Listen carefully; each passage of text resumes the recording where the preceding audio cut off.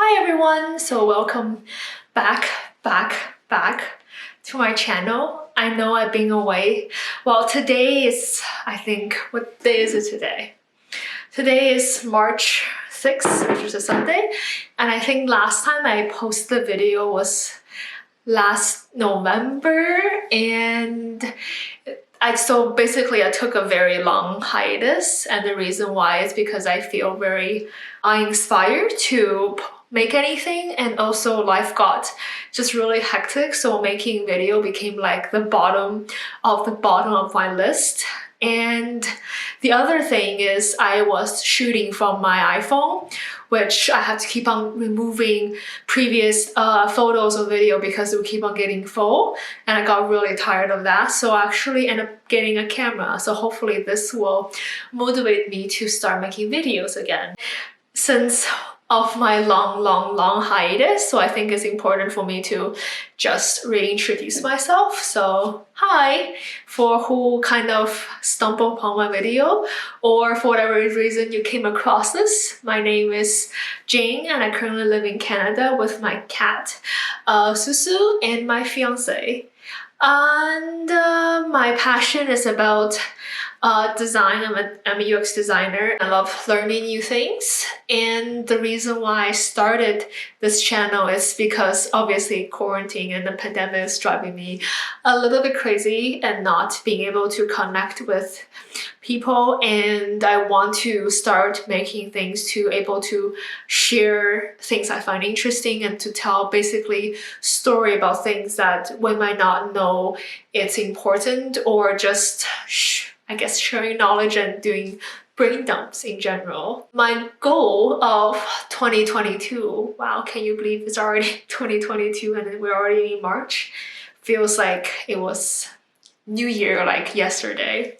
But one of my biggest things for this year is to read more, and then also able to, I guess, document what I read and then take my knowledge and then figure out what I can do with it as well. And then obviously for me, I've always been a quite I guess fast reader and avid reader, but I guess my problem is I always tend to read stuff that's fiction, and then I stay within my comfort zone just so I kind of know what happens before even like the next chapter. So I know this person will fall in love with who, or this person is going to end up where, because obviously usually the story I read tend to follow a similar logic. So for me, it's also like comfort thing to be able to predict what happened, because you know life is very unpredictable. So my goal for this year is to actually read a bit more non-fictions, so I can like again practice understanding the world around me and also understanding myself better, more proactive, and then just be better. And which is why I'm kind of starting this hopefully a series where I kind of do book reviews on things I've learned and introduce you to books that I've been loving as well. So this is a very long intro, so we can get started. So the book I'm recommending today is actually this book right here, which is Invisible Woman, Data, Bias in a World Designed for Men. I actually first heard about this book from a podcast I was listening to called 99% Invisible, which you might have heard of it. And the reason, I think it was an episode where the author Caroline went to talk to the host about this book, and then there was something that stood out to me, which was when she was talking about how in car seat where we have to do like seatbelt for crash dummies, is actually only designed to be a male dummy and not a female one. And even recently they have introduced the female dummy. It's just end up being a smaller version of a male one without considering all the, I guess, fat and muscle distribution that's difference between men and women. So it's not making it as effective as it should.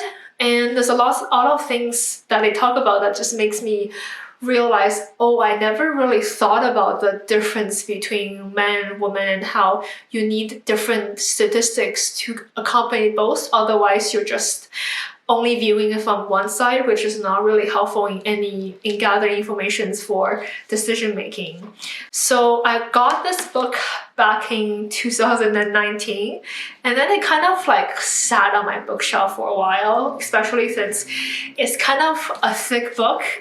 And then I just didn't have a motivation to actually go and read it. And so obviously 2020 come and then I had a lot more time, so I thought I'd pick it up. And so when I first pick up this book, and then when I first start to seriously reading it, I knew it's going to be a very hard read for me right off the bat, because it has so many overwhelming different just data in terms of how women's voice has been ignored throughout the different nations and throughout different periods.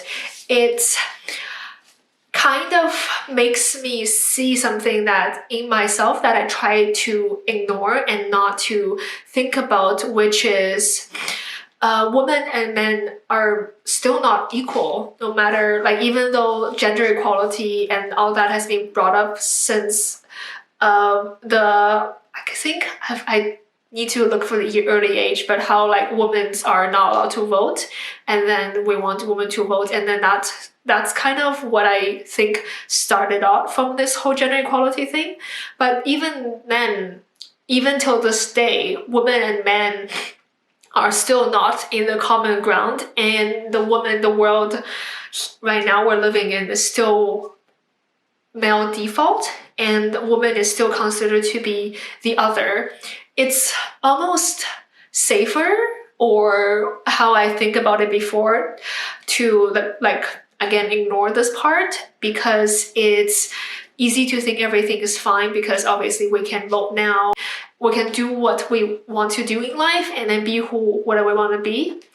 But it's really just kind of the surface thing, but there's a lot of like ingrown stuff that we don't really think about. That's something that's already very deep rooted, that's hard to be changed. So this world is kind of very male focused and male as default, where women became the other. So the book started talking about how and why currently the world is male default. Because ever since the beginning, human history has read more like a male or man history, whether woman kind of only plays very limited role on the evolutions of human society and like growth in general.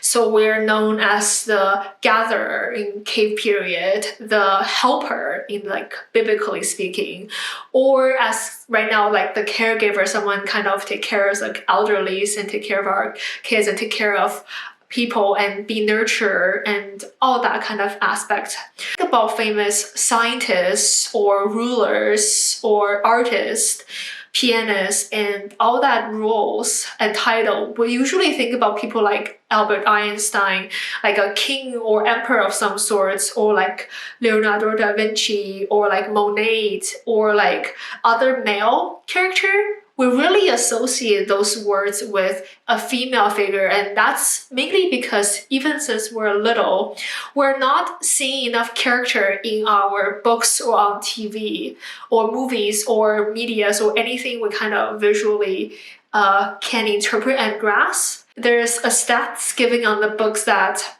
basically based on a 2027 international study of 25,439 children's TV characters, found only 13% of those non-human characters are female.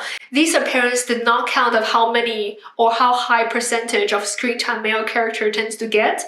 These simple stat kind of tells us that the story of other, which sets the ground of all the chapters to come, where the author kind of goes even deeper into these, because this is kind of the roots of why this data-driven world is so male heavy, and there's a lot of statistics and things that are still not being considered because it's failed to consider the female's perspective. And then obviously this book goes on about various different elements that's in different industry. For example, one thing that I keep on thinking about that I didn't realize is difference between the need of urban planning from a male perspective versus a female one, where a male is much easier for them to travel in a straight path where they go from home to work back home, versus female one where we're more prone to going into errands where we might have to go drop off kids and then picking up groceries and then doing multiple stops along the way, which the current transit might not be so accommodating by that stoppage. And also it's so scary and jarring to know how many medications or like procedures that don't really consider testing on females, because it's, I guess in some cases it's just harder for them to consider the different hormones and different, like for example, when a female is on her period, the hormone's gonna act differently as opposed to when she's not. So I guess it's like for them it's difficult things to figure out. But that makes a lot of medications nowadays might not be as safe for females as opposed to males. And then where the way even the commercial nowadays that advertise for the stroke symptoms, it doesn't really think about all the current advertised common symptoms pre-stroke is all male, but not female. Female, that's really usually actually doesn't have those symptoms. So it's very making them much harder to diagnose. So all these missing data points to the higher chance of likeliness that women would die in hospital over not really seeing the bigger picture of not having these data available. And even though we think woman lives a longer life than male, which in fact, yes, women do have a longer life, but the time that women would be staying on hospital or like have lower quality of life based on health reason is much longer than male would have to endure. So all these very difficult factness kind of makes me feel really hopeless once I read it. It's just because it's very stressful to knowing that all these things are happening, but there's nothing really I can do about it. So it took me a very, very long time to finish this book because I have to keep putting it aside and then read it when I have time or when I felt like it, and then read like maybe a few pages and put it back because it's a lot just for me to think and absorb. It's interesting, the more I read about this book, the more I begin into questions about what I know and what kind of things I don't really think about. This book is kind of like a awakening call for me because even since the beginning of me first learning English, I've known or been taught that in essay using he is going to be a default that account for both male and female. But why is that? Why is me using him can be considered or like being taken as a default way to say to count for both perspective? Wouldn't that be misleading if I'm reading something about he, because I would automatically have a picture of a male rather than having a picture of a female because it says he? Am I also contributing to this missing data problem because I don't really, like I just always use he because he is actually my default? Why haven't I really questioned about this and just taking it as a matter of fact? And did I make an effort on my part to make sure I talk to enough female people versus and making sure it's balanced when I'm doing my research with my design work, as opposed to like just consider like they're just grouping them together and missing all the female perspective? I'm kind of being forced to thinking about things like this, and I'm thinking about what's missing and what I wish I could see more of. This quote that I read, which kind of really stood out to me, which I'm going to read it out loud, which is failing to collect data on women and their lives means that we continue to neutralize sex and gender discrimination, whole at the same time somehow not seeing any of this discrimination, or really we don't see it because we neutralize it. It is too obvious, too commonplace, too much just the way things to be bothered commenting on, which is kind of a brain kind of a mind opener for me, because as someone, consider myself as a female, I don't really think about how the world I live in is not made for me. You kind of get used to it. Like, you've always been told, even as a kid, make sure you go out at night. You've like call someone, or you don't go out as much as possible because of all the sexual violence that could happen in the evening, and just be more careful regarding that. Or even things like, oh, don't do that. Why not? Because you're a female, you shouldn't do that. Or like, just taking all the inconvenience as a habit rather than questioning why those inconveniences exist in the first place. And I think this book has taught me a lot about why you should ask for people for opinion rather than just making assumptions.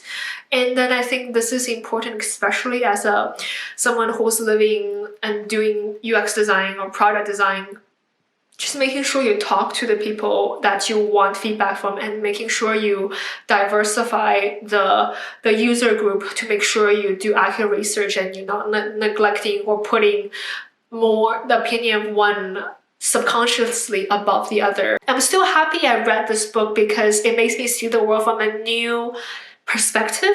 I think I'm more cynical now than before, and then I would want to question things more to do my part on how I can make this world better. And it's also confirmed my belief that everyone should be a feminist. I wrote a paragraph below during one of my frustrating reading experience, which I'll read out loud.